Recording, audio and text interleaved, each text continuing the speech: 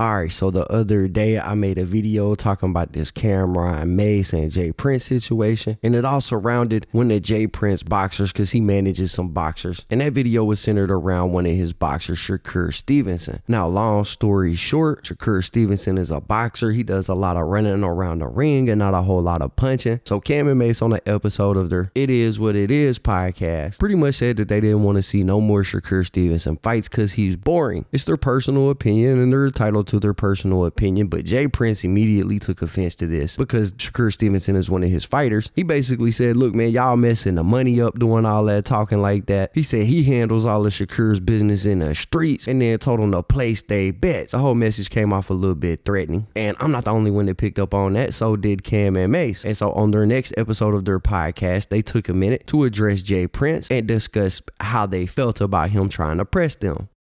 Chill out, Lord.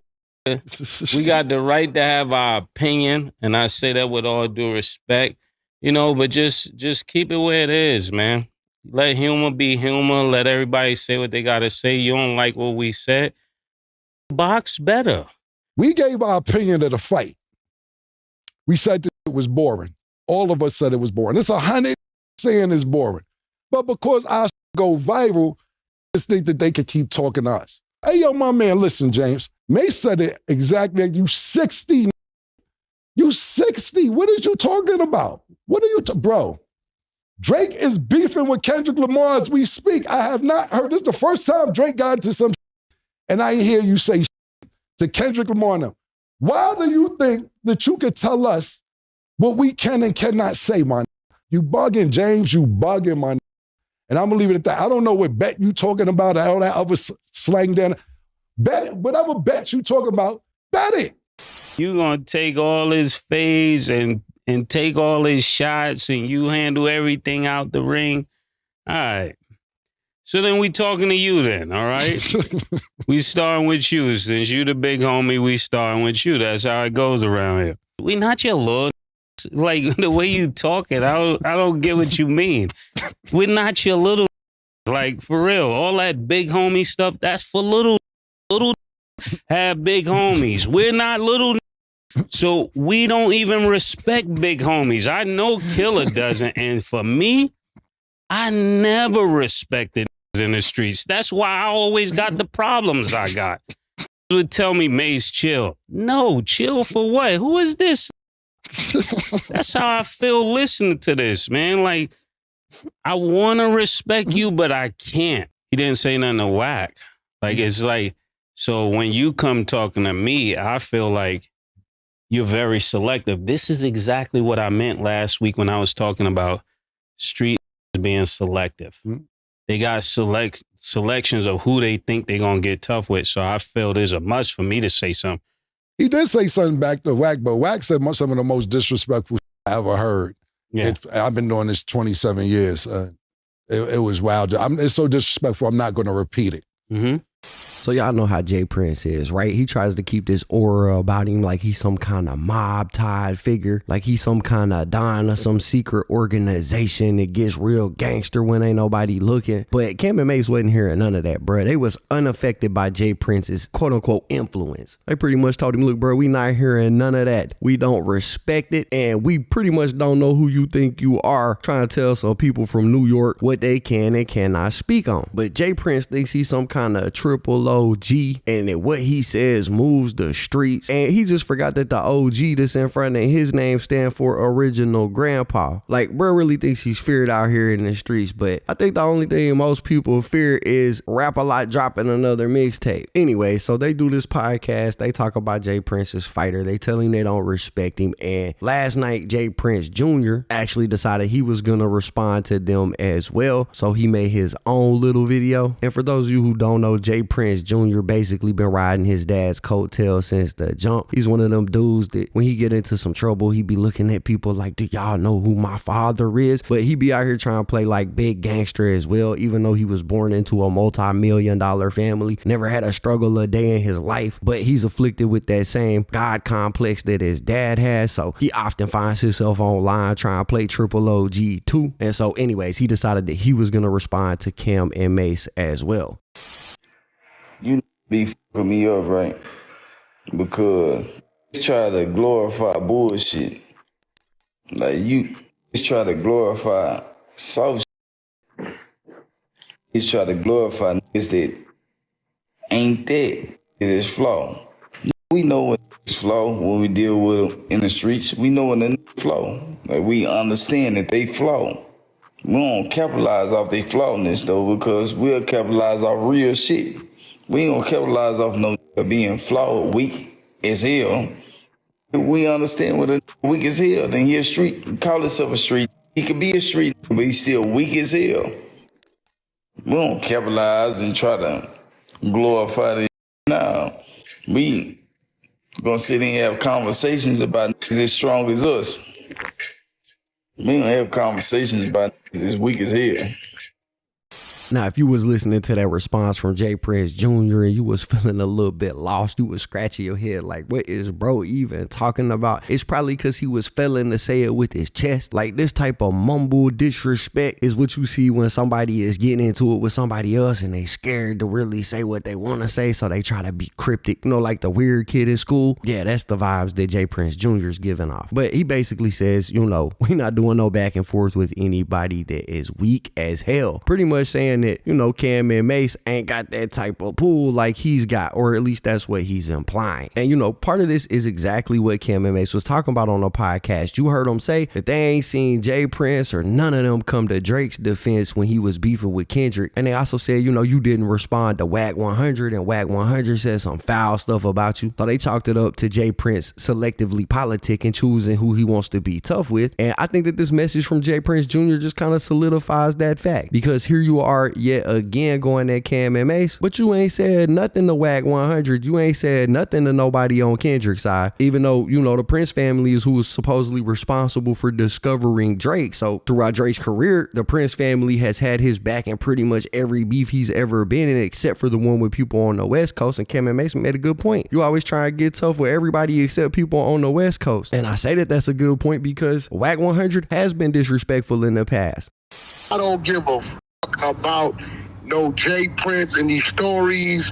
You know, this is supposed to get all this and they never did a day in the substation. I'm sorry, but in the life of being a gangster, when you're living like that and you're portraying that, and if that is a reality, you're going to go somewhere for a period of time. I don't give about none of that.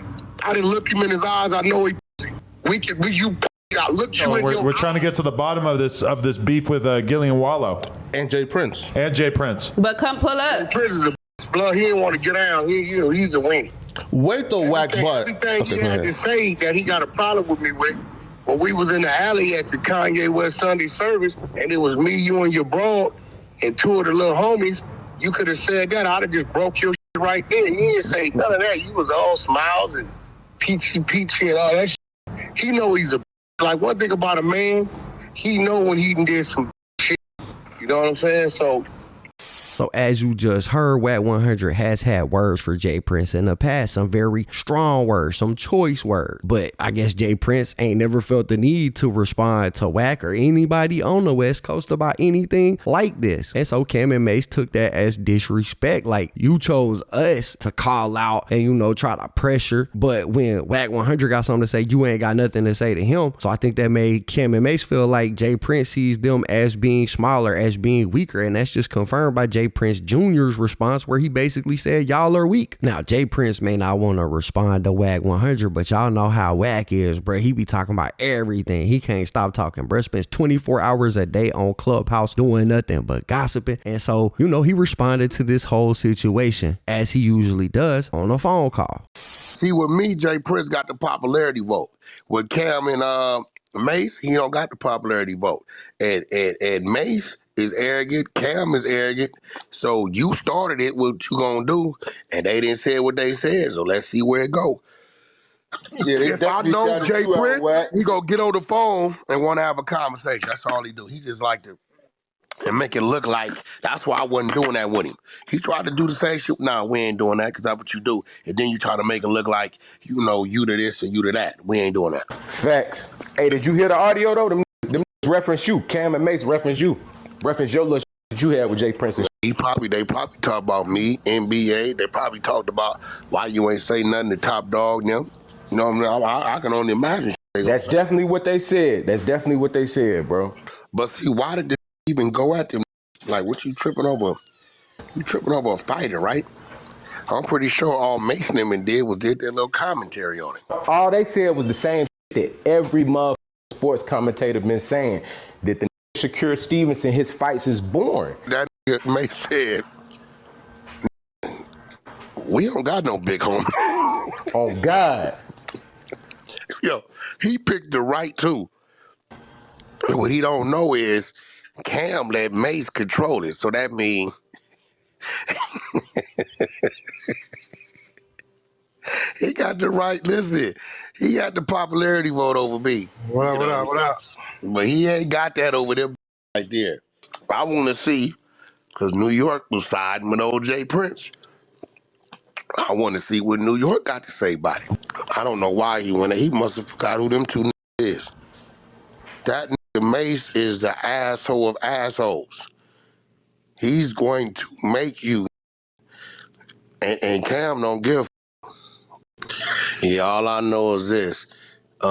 He's showing the signs. See, he used to get away with this back in the day. Because people would get on the phone and say, amen, amen, amen. No, this ain't Mace them of the early 90s. This ain't them. They ain't getting on the phone saying them did they little sports. They wasn't disrespectful. It was what it was, and you tried to get on there and say, and I handle all this outside business too. Like them was supposed to tuck their tail.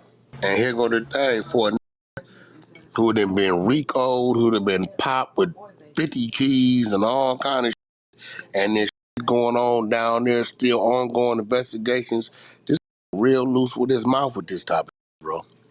Why do you think Jay Prince feel he could speak on everybody's business except the West Coast? Nah, he ain't gonna with that. No, I know he ain't. I know he don't speak up on West Coast business. He ain't gonna with that. But what makes our politics different from all these other coasts that he's willing to speak up His on? son been robbed 5 times out here. Okay, there you It's a go. fact.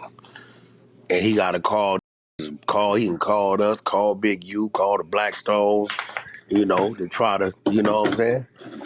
Okay. He know, you got to remember, they can skate around that South because, the GD or the BD, whatever one they associate with, they got their presence over there. That shit don't work over here. We don't give a fuck about none of that kind of shit over here. It's cripping and blood and South Side and Power Road and just the basic hustlers. Because we got some real hustlers don't fall up under no flag that's going to get with the shit, right? So he know that you can't make them call. He tried to make a call on me out there, and the homie said, I hear you. He said, let me tell you how I met Wack on the level 3 yard 1996. I was 2 weeks to the house. Owed me a debt, wasn't paying me. I was finna go blast him. He said, G homie, I can't let you do that. And he took that for me. He said, so if you calling me about my homeboy, I know I'm from Compton, he's from Pacoima, but this what you better know, this Paul Road. And got off that jack.